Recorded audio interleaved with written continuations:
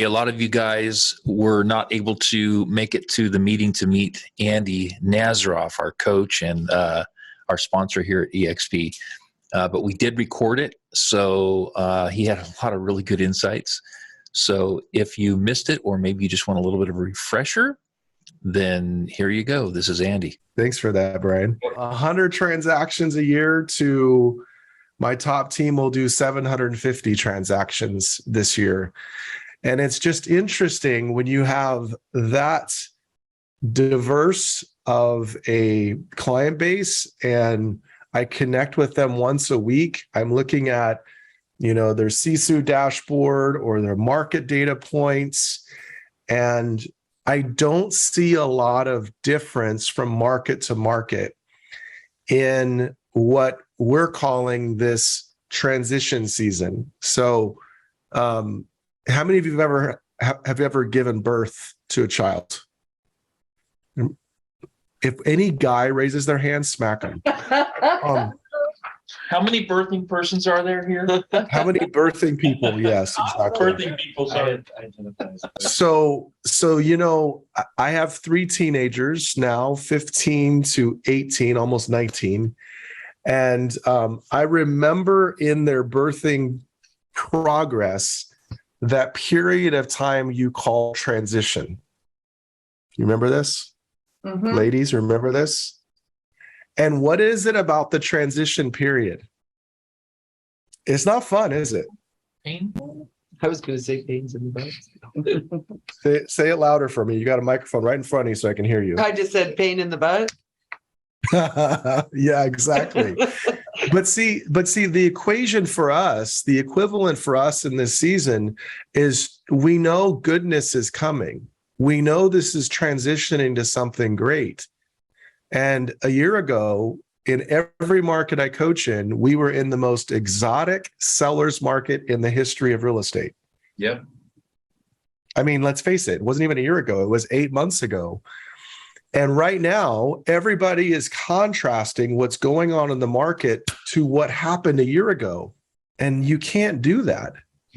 Because saying that it's different than it was a year ago, oh my God, the sky is falling because a year ago, our inventory is 50% up. Yeah, from the lowest period of inventory we've ever had. Yeah. I mean, Bryan, what was it like when Moses was buying real estate? You could look back 15, 18, 20 years in the history of MLSs, because most of them don't go beyond that. Yep. Mm-hmm. And you didn't find a lower point in inventory or a month's supply of inventory than last year. Yeah. So here you have this period of contrast all across the country, and news media is over sensationalizing the reports saying that we're 50% up, and I'm like, hold on. What is your market compared to the last normal seller's market? Yeah, what is your market compared to June of 2019? There you go. Yeah. And in almost every market, including mine and yours, it's like we have 50% of the inventory of 2019, or we're 30% less than where we were in 2019. And in 2019, in the same period, we were saying, Blake, you remember this, it's like a great seller's market. Now, rates, I'm sure, were a little bit less than they are now, but it's a great seller's market. And so I just want to speak into you guys from every market that I see. It's normal transition time. We're going from exotic seller's market to normal market. Whether that's going to be a balanced market or a seller's market, who knows? And Bryan and Lorianne can explain all of those different stages of a market. But, I share this with Bryan and Lorianne that we've been in a market where we've sold where there was 15 plus months supply of inventory. It was very much a buyer's market in 2008, 2009, 2010. And we've sold in a market like we just came out of that was 3 weeks supply of inventory, or in 2005 when it was a month and a half supply of inventory. And this transition that we're going through, guys, is normal. But here's why I'm bringing it up. How do you survive and thrive in this normal market?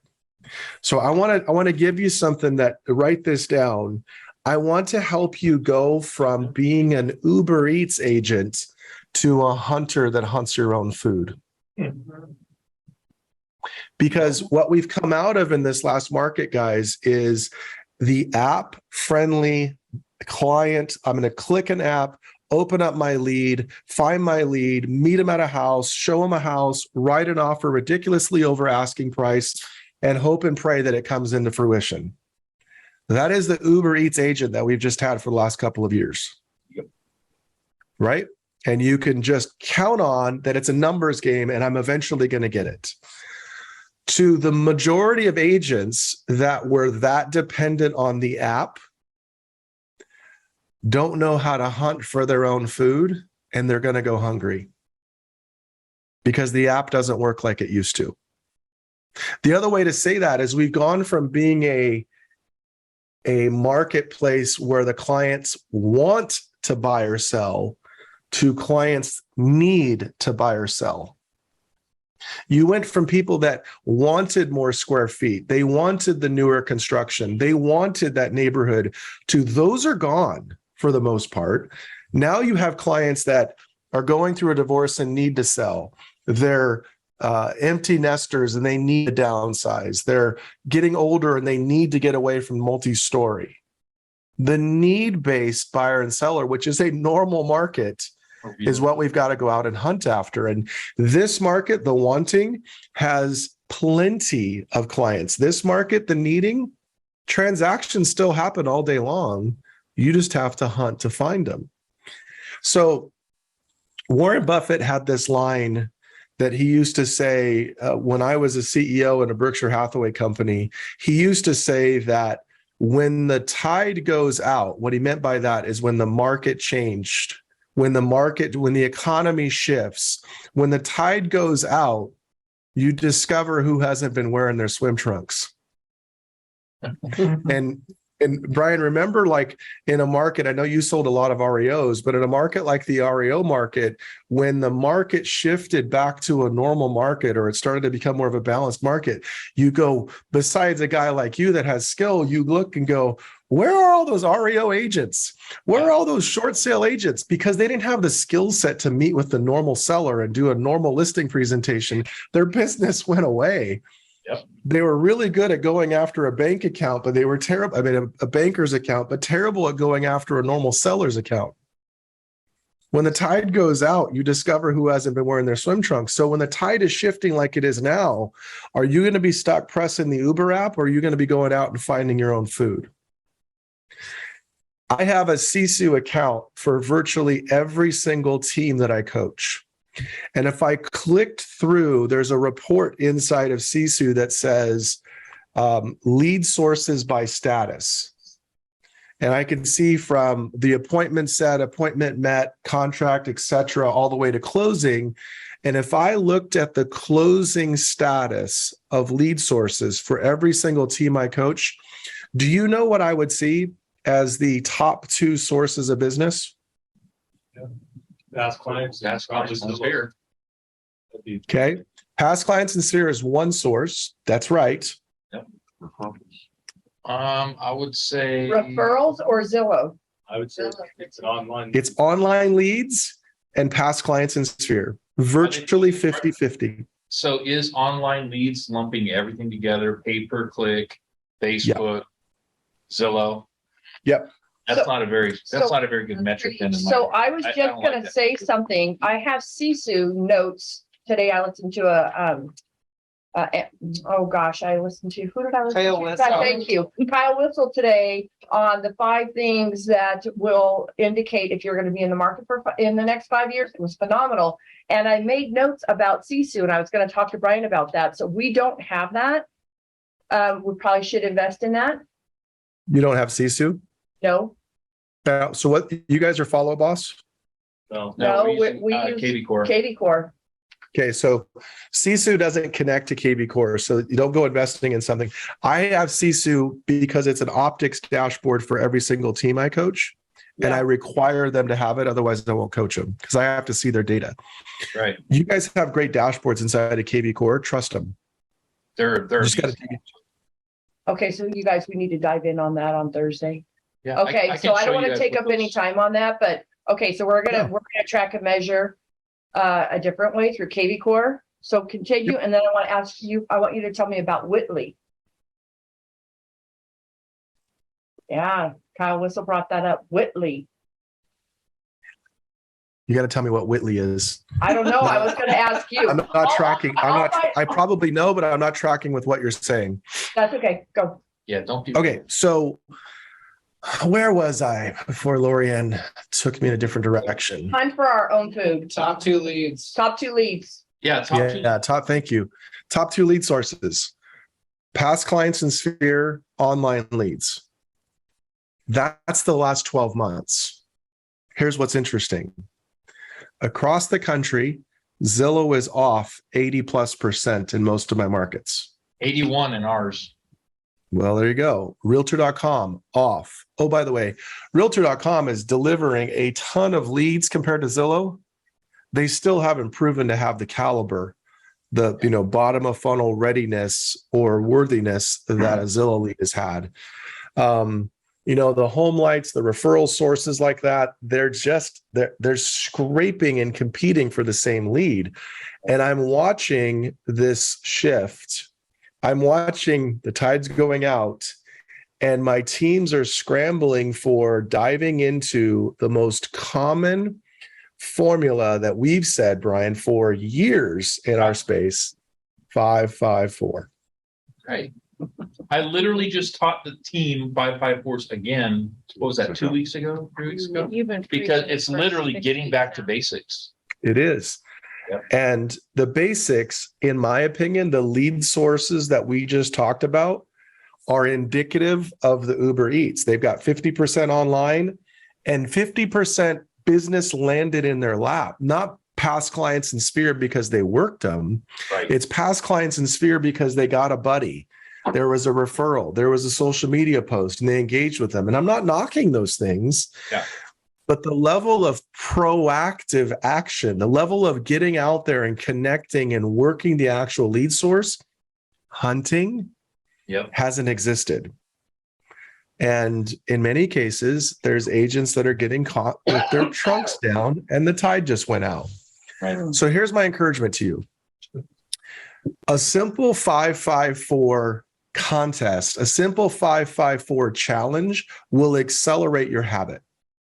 I have a team I coach in Atlanta that's about 35 agents large. They'll do 600 transactions this year, Shannon Watkins. And she did a contest amongst her team guys where she said this: there's a jar in the center of the table. If you want to compete and really accelerate your business, you've got to put skin in the game. And she required everybody that wanted to compete, whose name was going to go on the sheet, to put $100 in the jar. And here's what they said: 5-5-4. They had a simple Google spreadsheet, everybody's name, and they had the 5, and the 4 next to it. So everybody had like 3 columns in their 3 rows rather to their name. So it would say Lorianne, people she knows, people she doesn't know, and lead follow-up. And she tracks that for 30 days. Okay. They're going to go 20 business days through 30 days. If you miss one business day, you're out.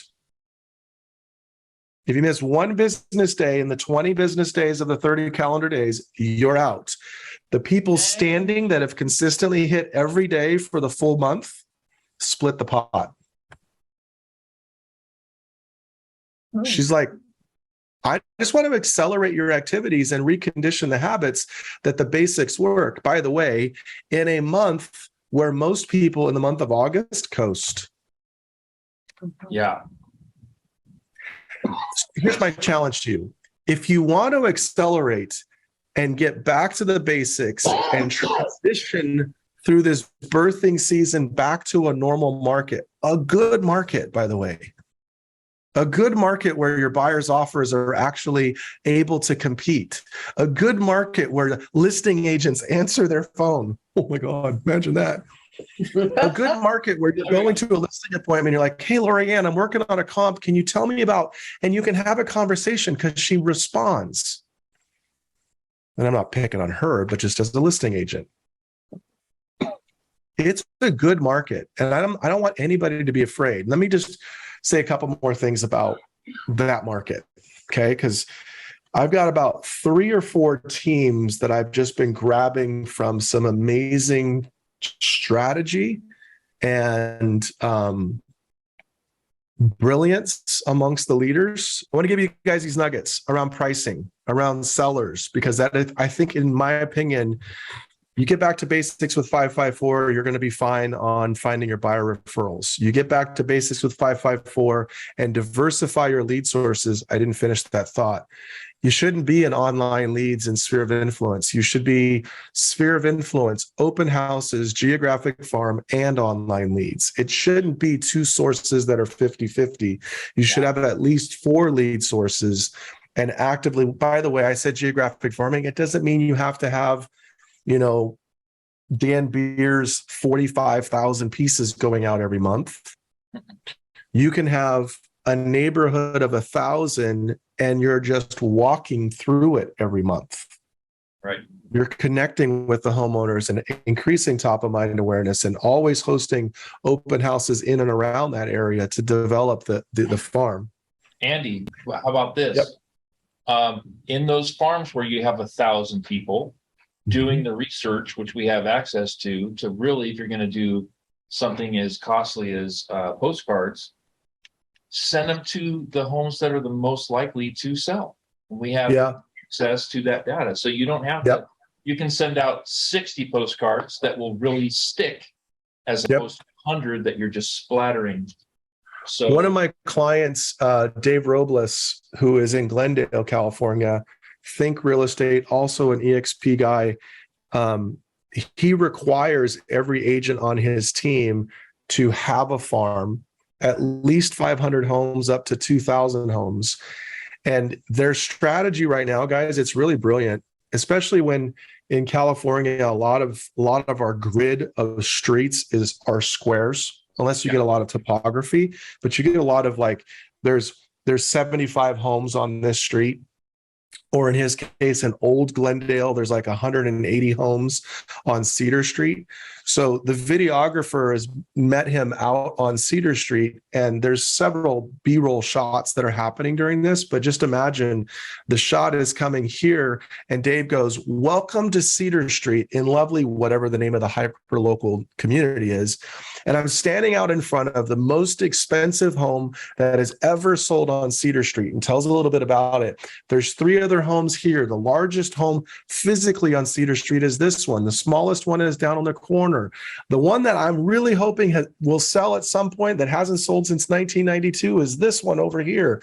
And he's just the expert in the hyper-local area, but he's doing it street by street. So he records that one, does a postcard, and the cover of the postcard is the thumbnail of the YouTube video with the QR code to go see it.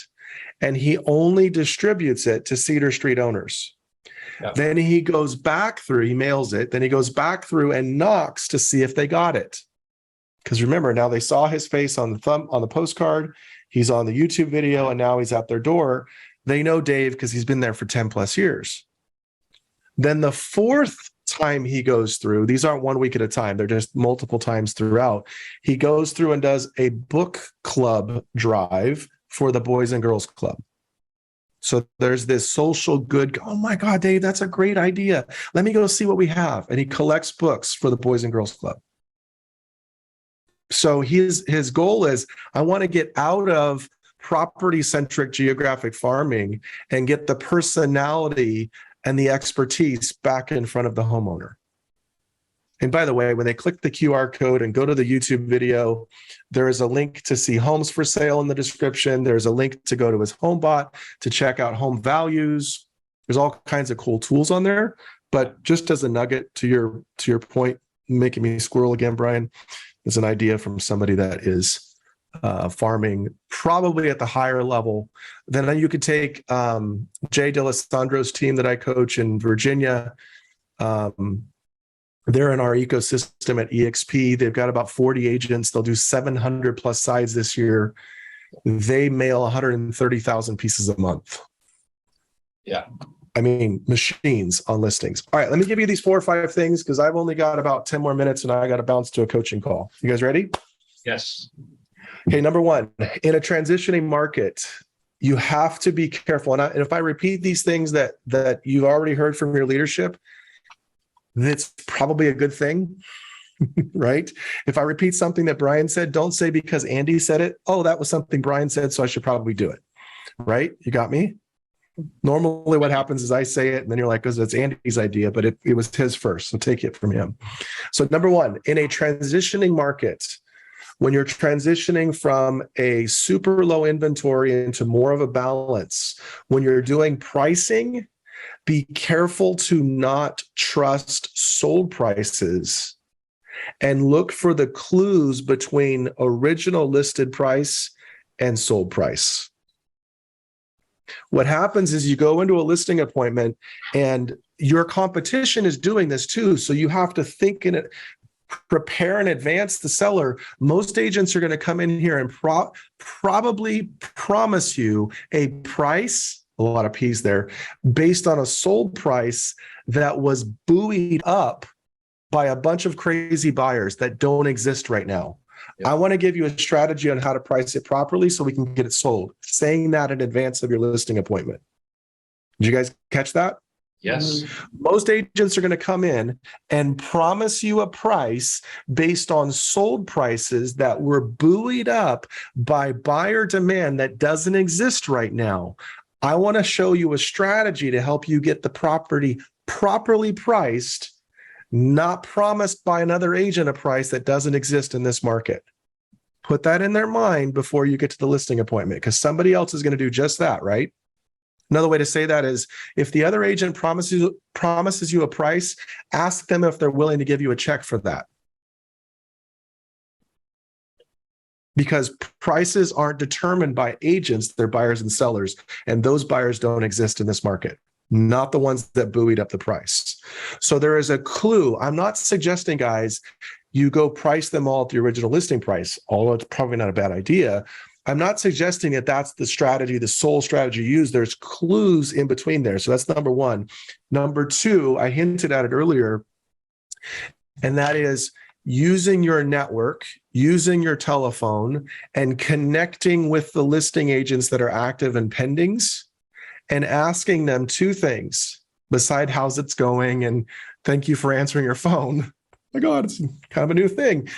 Asking them this: how many showings have you had in this period of time, whatever the days on market might be or the most recent time period, like to get your thumb on the pulse of activity right now. How many showings have you had? And out of those, how many have submitted offers? So imagine this. I go to the seller that I'm saying there's a clue between original list price and sold price of those previous comps, and it's not all based on sold price because that demand is diminished. And let me explain to you, this neighbor of yours has had 6 showings in the last 7 days and that many offers. This neighbor has had 8 showings and that many offers. This neighbor had an offer, but it was way below asking price. We can't do what they're trying. You guys follow that? Yep. So you're going to lead with there's a clue between here, but then you're going to follow it up with, I'm not full of it, trying to get you to price it really low just to get the thing sold. It's based on a strategy. No, okay. It's research. Yeah. You're Say it again, Blake. You're doing the work before you get there. You're showing up and showing the person, and this guy or gal knows what the hell they're talking about. And they know what's going on in the market. I can't imagine what it's like to have a listing agent that actually does work. Well, what's this like, right? Wow. Yeah. Well, because 8 months ago, guys, all of your competition's pricing strategy was, let's try it. Yeah. Let's test. Let's try it. Or- Come on, 7. Let's try it and see what happens. Okay, so number 3, and I'm probably going to lose what number I'm on here for you, but I'm doing these from memory as I've collected them from all of my conversations about pricing with my teams, mostly with the team leaders. Number 3, we've got to shift our mindset.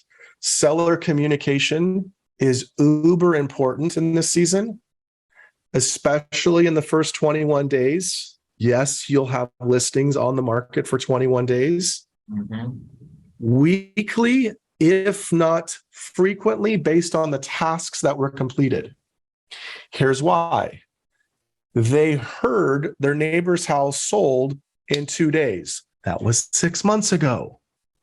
Now they've listed with you and they're wondering, what are you doing to get my home sold? It's back to basics, Bryan. It's over communicate everything we're doing. And then when you do your first real seller update, maybe it's after the open house, you cannot only focus on showing feedback and whether or not you have an offer. You have to do marketing feedback. Here's all the things that we've done in marketing. Here's all of the results. I mean, minutia, guys. Here's how many views. Here's how many unique views. Here's the click-throughs. Here's what it's doing on our website. Here's how many pieces we sent out. You want to eliminate an objection from them that says, 20 years ago, they used to say to me, well, why don't you just run another newspaper ad? You want to eliminate those objections that say, what are you doing in marketing? It's probably not enough. Right. You keep telling me price, but what are you going to do to market it more? Yeah, I'm overcoming that before it comes up, right? I'm already doing that for you guys, just so you know. So, yeah. But yeah, that's so Good. important. You I have can to. remember sitting at the Coldwell Banker office 5 years ago, 4 years ago, and we were having these conversations. It's a Monday and a Friday update always. Yep. Yeah, It's so good. Number next, whichever one I'm on, when it comes to price 4. reductions, number 4, when it comes to price reductions, your mindset needs to start at 5%. When it comes to price reductions, your mindset needs to start at 5%. 5% is the beginning part of a price reduction. $1,000, $5,000, even $10,000 price reductions are ineffective in a market that's transitioning. If you've got, and this is my next point, number 5, if you've got X period of time, most of our checklists, our old checklists for sellers say that if this many days have passed and we don't have an offer, get a price reduction. But in the new season, watch this, guys, we've got to decide how many showings with no offers need a price reduction. It could be a dozen for you. It could be half a dozen for you, depending upon the location, the price, etc. But decide in advance, hey, this house is like on a little bit of the upper end. So if I get 6 showings and I don't have an offer, I got to talk about a price reduction. By the way, and if I get to 30 days and I don't have enough showings, I need a price reduction. But what about if you have this many showings and it's been 2 weeks? My client, Ben Balak in Beverly Hills, if you guys aren't following him, his YouTube and Instagram are hilarious. He's going to be on a Netflix show this fall. Ben who? He has a listing. It's one of those, bougie Beverly Hills listings. So it's up there in price.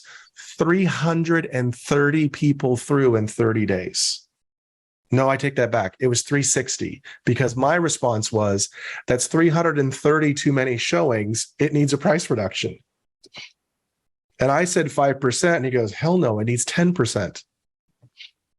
Okay, mindset. You've got to be thinking about bigger, and you also have to be thinking about number of showings with no offers, not just number of days.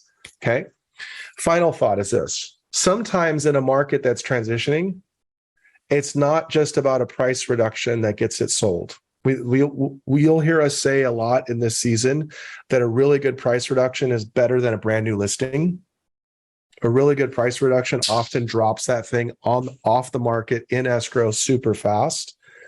But in a market like this where you have adjusting interest rates, sometimes a different strategy is needed than a price reduction. Let me tell you what I mean. My client, Alan Thompson in Chesapeake Bay, Virginia, listed an expired listing. First of all, he said that. I'm like, God, you're speaking, like turning me on right now. Expired listings are back? Yes. I love expired listings, great listing sources. And he said, so we listed this expired listing and the seller agreed to a $20,000 price reduction. So in the period of time that they were launching or pre-launching the listing for photography and marketing, et cetera, they went back at the comps and double checked it before they launched the listing. And he called the seller and said, hey, before we let this loose, I have a suggestion instead of reducing the price. Seller said, tell me. He goes, instead of a $20,000 price reduction, I'd like to experiment considering the market with and your home's price, because it was a conforming price loan, non-jumbo, like just run-of-the-mill interest rate sensitive buyer. He said, I'd like to release the listing back on the market with a public remarks in the MLS, $10,000 credit for the buyer's interest rate buy down or closing cost credit. Sold it in 72 hours. Same price, advertised at $10,000 credit. $10,000 credits are typically in agent remarks, not the MLS remarks. They went in the MLS remarks, meaning it went everywhere, and the seller's, basically on the hook to honor it. He did, and they sold it in 72 Yeah, hours. I just saw one of those listings the other day. I don't remember which house it was. His listing's been like that Whose? for 3 weeks. Sean McGann. Maybe that's whose I saw, where it was offering to buy down the rate. Yeah. I don't. Yep. We're on that. A lot page. of builders are doing that right now, which is really interesting because how they're doing it on non-spec homes when they don't know because you can't lock. You physically can't lock in the secondary market unless you are in escrow. And so builders are doing this promise on the come, and they're going to lose their shorts. I'm really worried about that. Yep. All right, guys, that's all I got. It's good to see you. I hope that inspires you. Hope it gets you into action, and look forward to meeting you guys in person one day. Thank you. Thanks, Andy. Bryan. Thank you, Andy. So appreciate you.